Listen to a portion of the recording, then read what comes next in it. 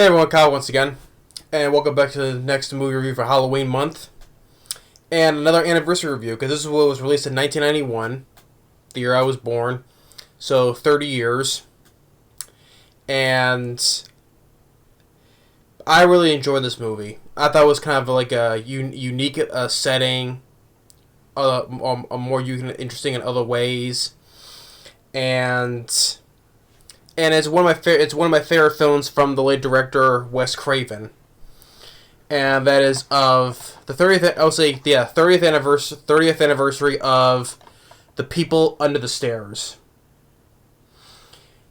So The People Under the Stairs, released in 1991, 30 years, like I said, so 30th anniversary. Directed by Wes Craven, may he rest in peace. Wes Craven, he was a great horror suspense director.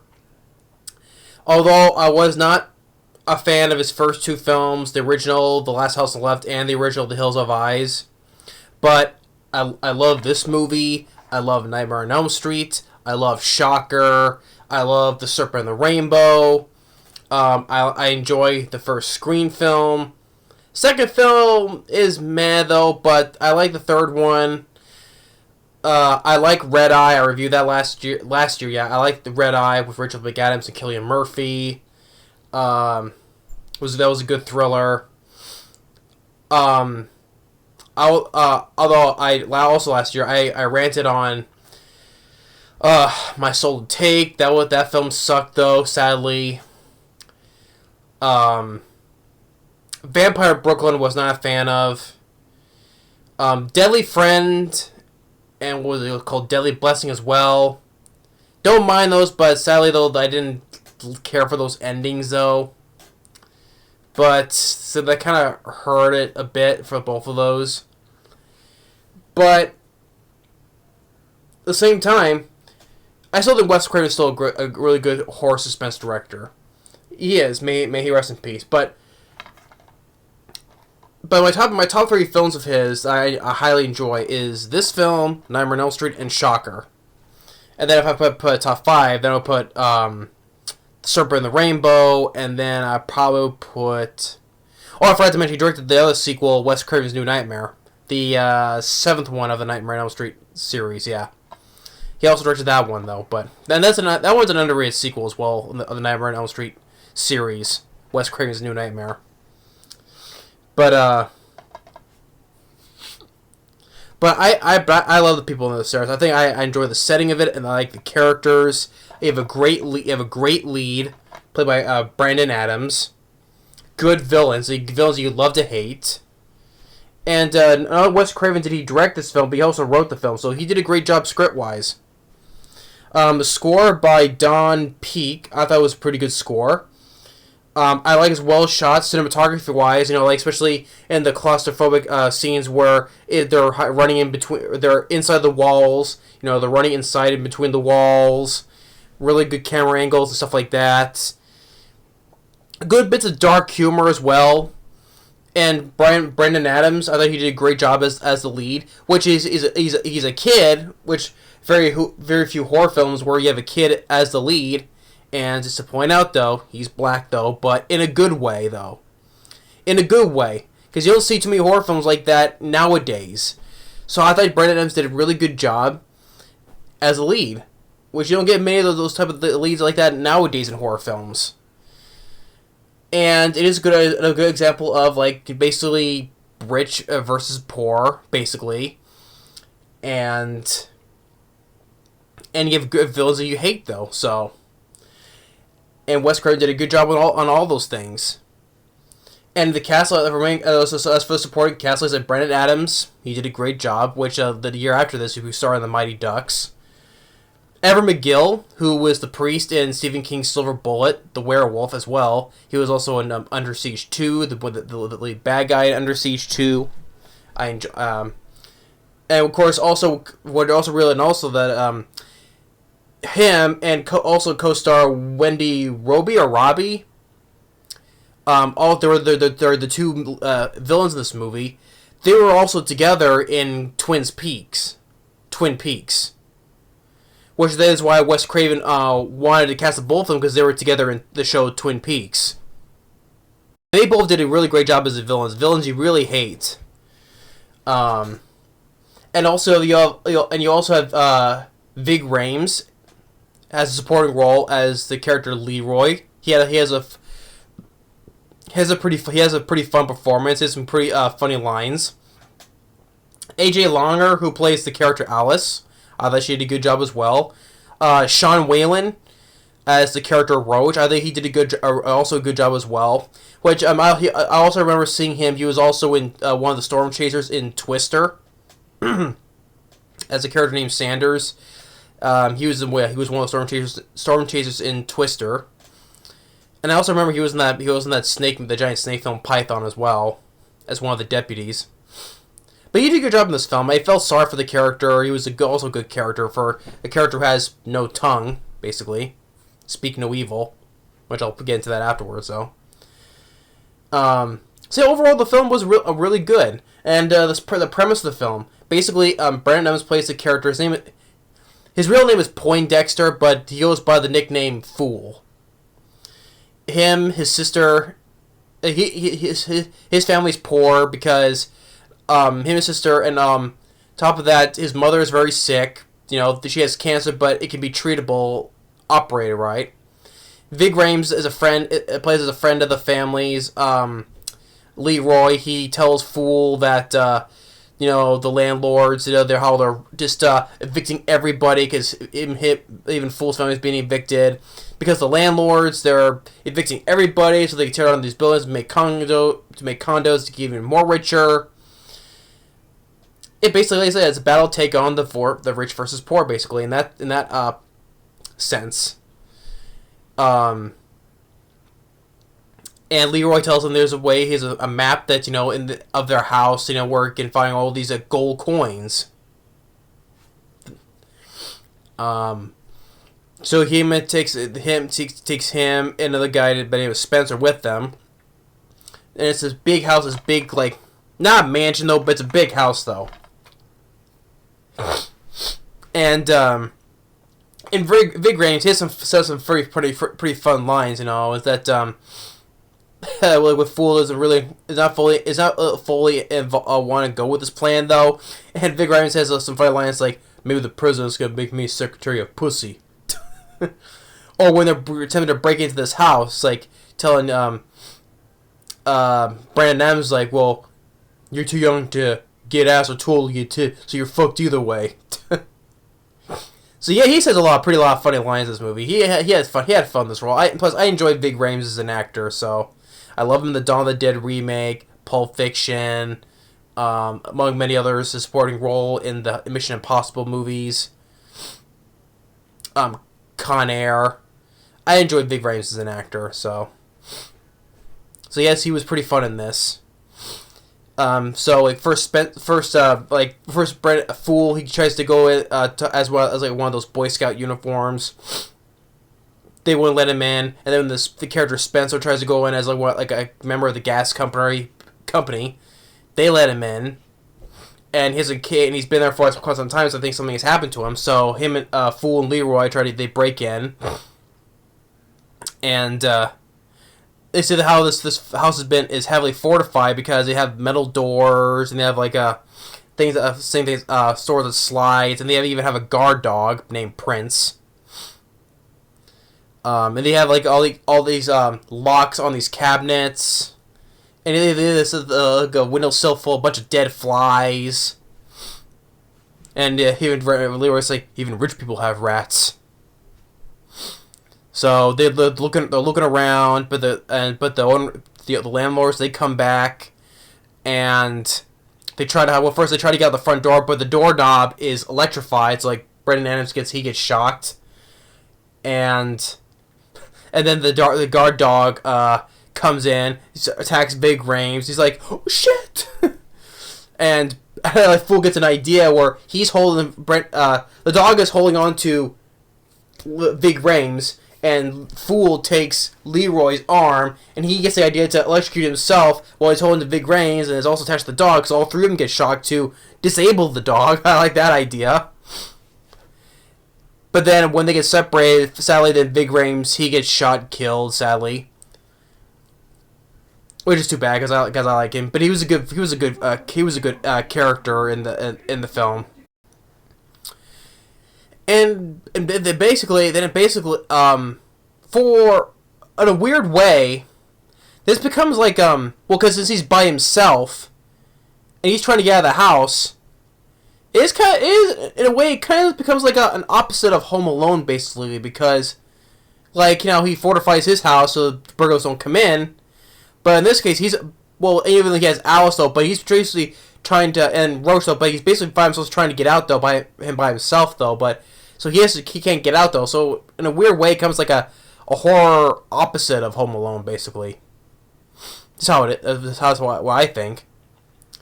And it's quite funny though. If Harry and Marv try to break in this house, they get attacked by the dog or get their ass shot off. No other ridiculous booby traps, But Everett McGill would just shoot their ass with a shotgun. Although that would make a different movie. I would just see, Harry and Marv, they try to break in to try to get some money, but they get trapped in this house by these two maniacs. They had to try a way to make their way out. That'd be a different movie I would like to see. A horror version of Harry and Marv trying to break out of this house they're trying to break in. But again, if it was the case, Everett McGill would just shoot their ass. But and then with Alice,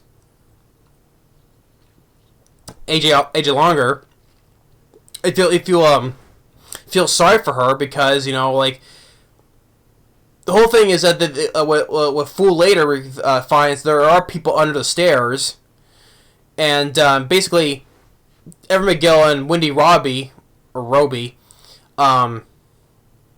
they've been stealing kids. They want to have, basically try to have, find the perfect child of their own.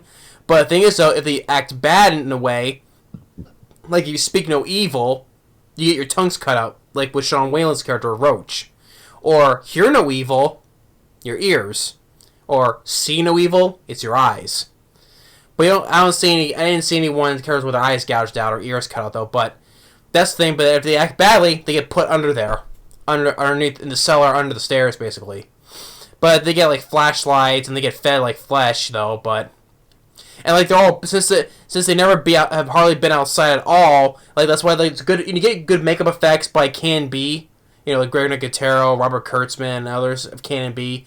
They're all pale white and all that stuff. Since they never got any sun at all because they've been down there all the time. So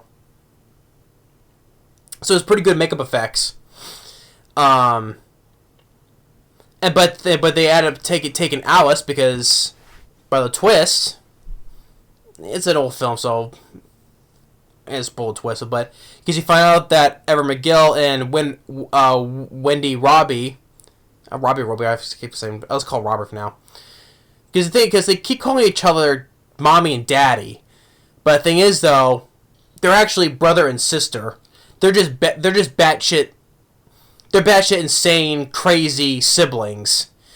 Because Bill Cobbs, who's also an actor I recognize, who plays Fool's grandfather, towards the third act, he tells them that they're brother and sister because they used to run a funeral home, and then when they got into real estate, they got greedier. The greedier they got, the crazier they got. And each generation is either crazier or worse than the next.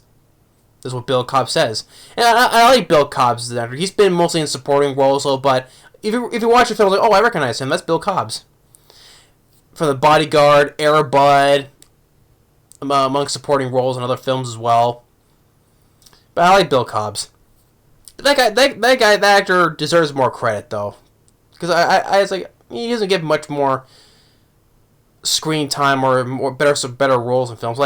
He did in The Bodyguard and Air Bud though, but I think Bill Cobbs is one of those underrated supporting actors. I think he deserves more credit. But that's what he tells Fool about their brother and sister. They're just batshit insane crazy siblings. They've been taking kids, especially Alice, which she's under the impression that they're their parents. She doesn't know that yet. As I was saying before, you feel sorry for the character of Alice because, she's doing wrong. Everett McGill takes his belt off saying, bad girls burn in hell. When he's about to give the impression he's going to whip her with it. Or when, after killing Big Rhames, she, even with how mean Wendy Robie is, like, she makes her clean up the blood on the floor, and she's cleaning it, but she gets her dress all bloodied up, and you feel sorry for her when Wendy Robie, Robbie or Robie, when she throws Alice into a steaming hot tub of steaming water. She's screaming out pain, and Wendy's like, "You look what I did with this dress. It's so hard to make. You clean it off, scrub it off." And she's screaming, and Alice is screaming because she's been thrown into a tub of very steaming water. Felt sorry for her. But Brandon Adams as Fool, he gets to, for the lead kid in a horror film. Well, as I mentioned, there's nothing racist at all. Like, even though he's a black kid though, but in a good way, which kind of makes the film unique and in a very good way though, because you don't see it too many horror films. I thought that kind of made it very unique and interesting. And Brandon Adams, he did a great job. He kicks some ass in this movie. He does. Like, he takes, like, when Everett McGill pokes his head through a door, he takes, like, a piece of a toilet seat, smashes on his head. He's acting tough, like, "You come in here, I want to kick your ass." Or when he comes out of the wall and he goes and punches Everett McGill right in the balls, and he's like, "Oh!" And it's like, yes, kick his ass. And throws a lamp on his head, and just especially at the end as well. This character Fool, he's a really good character. I enjoyed his character, and Brandon Adams, like I said, he did a really good job. So he got to kick some ass in this. Or when he gets, like, sticks thumbs right into Everett McGill's eyes, like, "Shut up," and just sticks his eyes right into him, or hits him with a fire poker. Or he sticks his fingers up Wendy Robie's nose, and he just goes like, "Kata!" This kid is great, you know. This kid, he's not like a damsel in distress like a girl is in a horror film. He actually, basically, a lot of times he holds well on his own, and this what made the film this kid likable, and you feel for him because, you know, he's doing this because he wants to get, you know, keep his home, pay for his mom's operation. So you feel for the kid, basically, and I felt for the kid. I felt bad, and I feel good for the kid. Not only that he was doing all this, but he also gets to kick some ass. And as a kid, I root for the kid. And he also gets some funny lines where he's talking with Al's like, "You know, your father is one sick mother. Actually, your mother is one sick mother too." And when he's meeting with Roach, you know, telling him about how he got his tongue cut out, and like there's some traps in between the walls, like there's some spikes that come into the walls, or there's a trap door where it says the dog sliding, and just because he got his tongue cut out because he spoke evil. And Everett McGill, he's just batshit crazy. He's like, "Gonna kill you!" or when he opens the door when the dog's barking, he's like, "Shut the fuck up!" Or the moment where he's fools in between the walls and the dog is after them, the dog Prince, right? And Everett McGill, he has a bayonet, he's stabbing through the wall, right? But he he actually kills their own dog, and I like when Fool plays that he screams thinking he got him, right? And then Everett McGill's like this, like, I did it, I got him. And when they find out there's a dog, they kill the dog, and he's like, "Oh shit." I like that reaction. He's like, "Oh shit." And then eventually, Fool does escape, but sadly, Alice had to stay behind. Though he does escape from the house. He jumps off the roof into this fountain and gets away. And even the couple, well, the brother and sister, you can say, they hate cops, you know, and it goes like, "Oh, I hope I never see another cop or cookie again." And everyone's like, "May they burn in hell." They always have this saying, "Burn in hell," you know. Because I know eventually, also before Fool escaped, Sean Whalen as Roach, he gets shot. He gets fatally wounded, and before he gives a Fool some gold coins before he escapes, though. So, and I felt sorry for that character of Roach as well, though. You know, he's been living between the walls, trying to avoid them. I forgot to mention another thing with how crazy and weird this movie is. Everett McGill, he has a shotgun though, but he's wearing this leather gimp outfit, and he's screaming, he's like, ah! And he's just shooting the walls. He's trying to shoot at Roach through the walls. He's shooting everywhere. You know, he's just wearing this leather gimp outfit like some sort of S&M gimp costume. I was like, what is up? Like, what is this? I mean, this guy is just weird and crazy. He's just shooting a shotgun wearing this leather gimp outfit, basically. It shows how messed up and crazy this brother and sister is. Well, like I said, if you find out later, they're the brother and sister. So yeah, there's a whole craziness, weird, but in a good way. I mean, you say it's laughable though, but I thought it was a pretty cool, weird, but interesting way. Like, you got a likable lead, characters that you liked, like especially the lead character Fool, villains you hate, but Everett McGill and Wendy, Robie are having fun in their villain roles. Ving Rhames, for the supporting role he was fun too. AJ Longer as Alice, I liked her too, and we felt sorry for her. Same with the character Roach, played by Sean Whalen. You felt sorry for him. Nice to see Bill Cobbs there when he comes into the third act as the grandfather. And that's when he after Fool gives him the gold coins, tells him that it will be enough to pay the rent, and then order an ambulance for the mother, pay for the operation. That's when he tells him about the siblings. They're actually brother and sister. Tell him the story about that family, from one generation to the next. And so Fool goes back to the house to rescue Alice. And before he thought he was getting caught, he goes, "Shut up!" And he digs the stones right into Everett McGill's eyes, hits him with a fire poker, and hits the sister as well. And then he finds Alice and tells them that they're not her parents, and they're not even husband and wife.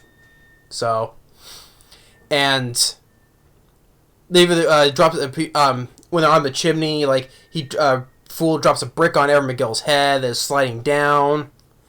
Pardon me. And then when he gets back under the stairs, by the people under the stairs,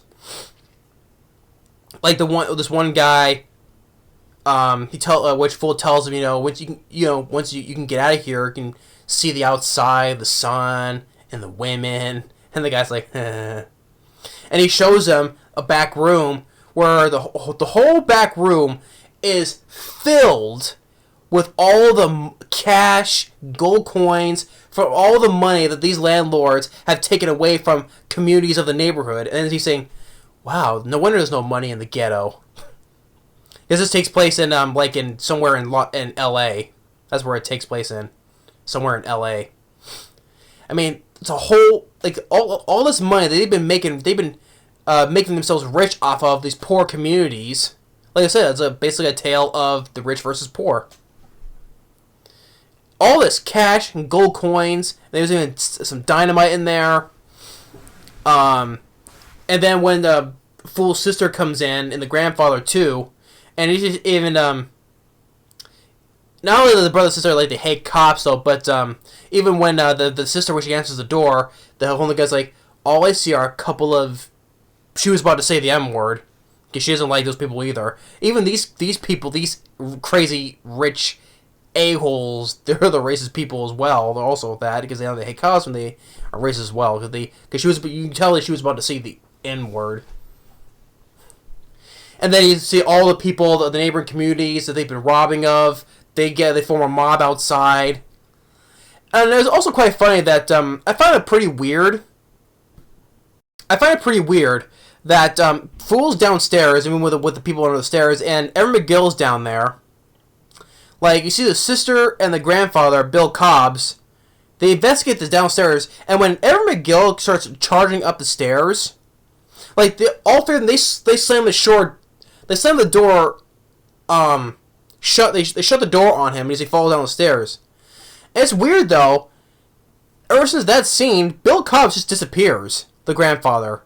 Well, we say he's outside though, but I didn't see him outside. After he slams the door shut on him, he just disappears. I'm like, what happened there? Because after that scene, I'm watching. It's like, Where is Bill Cobbs? He just... The sister's there. She's outside, because when the door is shut, locking Alice in, she's there. But I didn't see the grandfather out there. So what happened to Bill Cobbs? He just disappeared after that. I don't know, I just found that part weird, though. And then you gotta see where Wendy Robie starts chasing Alice with a knife, and then the people under the stairs, they start coming out of the woodwork, they've been under the house the whole time, but they come up the stairs, they come into the walls, and the part where she was going to attack, Alice stabs her, and then she was going to stab, and the lady's going to stab her, but all the people are just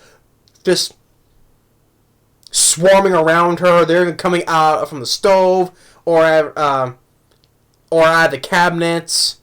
They just throw her downstairs, and that kills her. And then you get another badass move from the character Fool, Brandon Adams, that he's rigged the explosives with two wires when he explodes, right?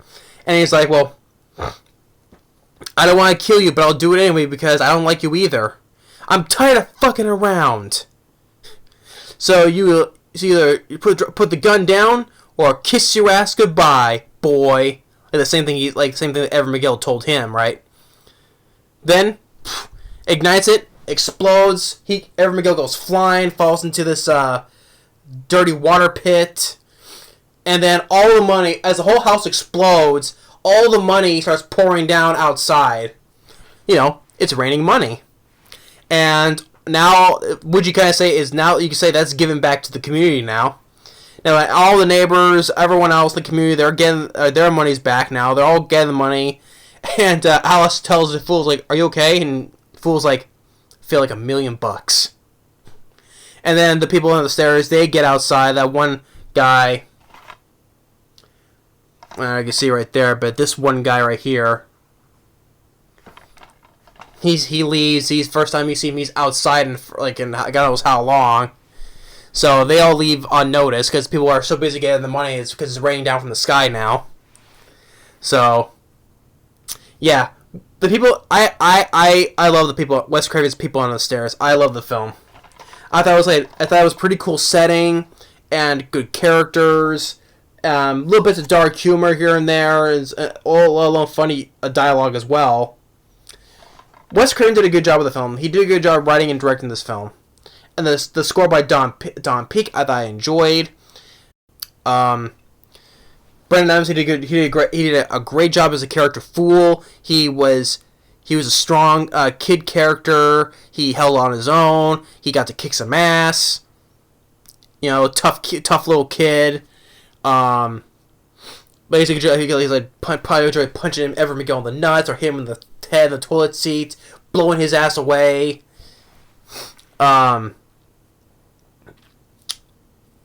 Everett McGill and Wendy, Robie, they did an awesome job as the villains. The crazy brother and sister. They wish they call each other mommy and daddy. Everyone's like, "Mommy!" You hate these landlords, you know, for what they were doing, stealing from the poor communities. Like I said, I enjoyed the story of basically a rich versus the poor. And it was a really cool setting of the inside of the house, how the way they fortified this place. Like I like the shots where the inside of the walls, good cinematography. Because Alice, I like the character of Alice. You felt sorry for her, especially when she was throwing that really hot tub, you can say. Sean Whalen as Roach, and the character felt sorry for her when he has to see his tongue come out, basically with minimum dialogue. Felt bad for him when he died because he was thrown in the incinerator when Everett McGill's like burn in hell for speaking or whatever it is, and then burn in hell for showing the way. and dying before giving the Fool the gold coins. Ving Rhames, I enjoyed him for the role he had. He was pretty funny. He was a good character, supporting character as well. Maybe the president's gonna make me secretary of pussy. That always been funny. And then Bill Cobbs is the grandfather. It was nice to see him in there as well. So, And the people on the stairs, like good makeup effects of the people on the stairs, like all pale as a ghost. Even some good effects, even when they show the body of Ving Rhames, the grotesque remains of Ving Rhames was good. Some good effects. Some pretty good, good gory effects right there. So good job from the effects by Can B. And the setting. This would make it setting like if Harry and Marv ever try to break into this place, they get their ass shot off for a failing. They try to break in, but they can't escape. But they just get killed anyway. And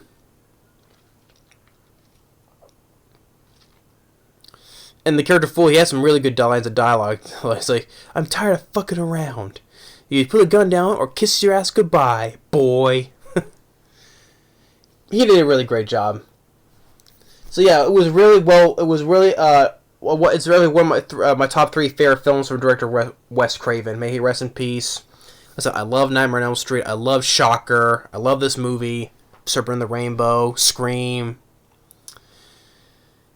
It's sad he's no longer with us, along with other great horror directors like George A. Romero. John Carpenter, he's still alive. But he's one of my all-time favorite directors. So, but Wes Craven, he was good on his own terms. So yeah, I love the people on the stairs. I thought it was really crazy. Like I said, Everett McGill wearing the leather gimp outfit. It was just crazy weird. A whole lot of things that I enjoy about it. So yeah, I love Wes Craven's People Under the Stairs. And so 30 years later, I still have fun with the movie. I still love the film. So worth giving a proper 30th anniversary review for. From 91 till this right now. And did fairly well at the box office. It got mostly positive reception. It has like 67% of Rotten Tomatoes. I think it's a 6.4 on IMDb. I would say solid enough, but I think it deserves a bit more higher ratings. To be honest, to me personally, I would give it much higher ratings though. But it got mostly a positive response. Especially, I know it's been a cult film. It gained a cult following over the years. I'm trying to say. So yeah, I love Wes Craven's People on the Stairs. I'd definitely give it a thumbs up. So yeah, 30th anniversary of People on the Stairs. If you haven't seen it, check it out. I advise you give this a watch. So thanks for watching. Stay tuned for the next review for Halloween month. Later.